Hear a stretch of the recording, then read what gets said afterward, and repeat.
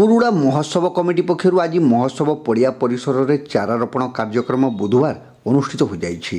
ए कार्यक्रम में कमिटीर सभापति विकास दास जोगदी प्रत्येक व्यक्ति अन्य 20टी करी गछ लगाइबाकू चेष्टा करने सहित अन्य मानकू गछ लगाइबा उत्साहित करने परामर्श देइथिले। विश्व को प्रदूषण मुक्त करने यह एक छोट प्रयास बोली सभापति श्री दास कहिथिले।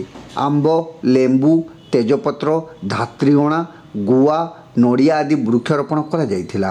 ए कार्यक्रम में कमिटीर संपादक प्रदीप कुमार पंडा, उपसभापति हरेकृष्ण दास, कोषाध्यक्ष अश्विनी कुमार दास, उपदेष्टा कमल लोचन महापात्र, सांस्कृतिक संपादक संजीव कुमार जेना, सह सांस्कृतिक संपादक ऋतिक दास, प्रशांत महापात्र, कार्यक्रम संयोजक असित विश्वास प्रमुख उपस्थित रही पड़िया चारिपटे 50 रु ऊर्ध्व वृक्षारोपण करथिले। कमिटी पक्षरु पड़ियार चारिपटे तार जाली लगा जाइथिबारु गछ सब सुरक्षित रहिबा सह रक्षणाबेक्षण करबा सहज होई पारिछि बोली कमिटीर कर्मकर्ता माने प्रकाश करिसंती।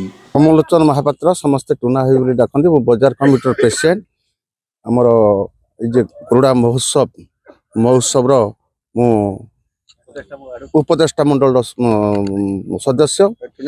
पृथ्वी जो प्रदूषण होउची, जलवायु प्रदूषण हो तारी आम गोटे छोट प्रयास कर महोत्सव परिवार तरफ आज पाखापाखि 27 गछ, आंब गछ, पेड़ा गछ, लेंबू गछ, नड़िया गछ,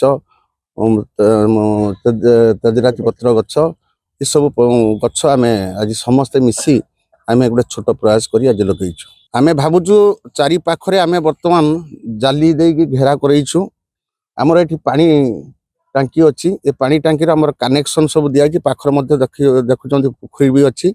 आम प्रत्येक दिन आम जो भाई मैंने सब अच्छा आम प्रत्येक दिन आसी तार जत्न नबू, पानी दबू, सार खत सब प्रकार दे बचाई चेष्टा करूँ। आज लगाई 50टा किंतु पूर्वर लगाई 100-150 गछ लगाई।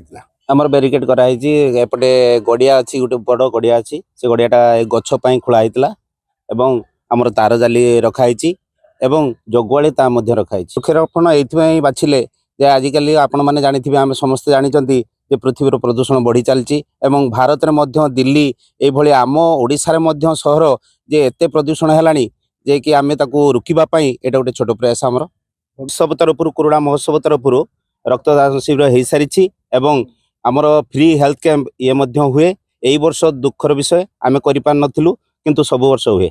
सबुठार बड़ कथा है कुरुड़ा महोत्सव परिवार एमती गोटे प्रयास खाली छोट मोट प्रयास नहीं आगु को बढ़ी चलो।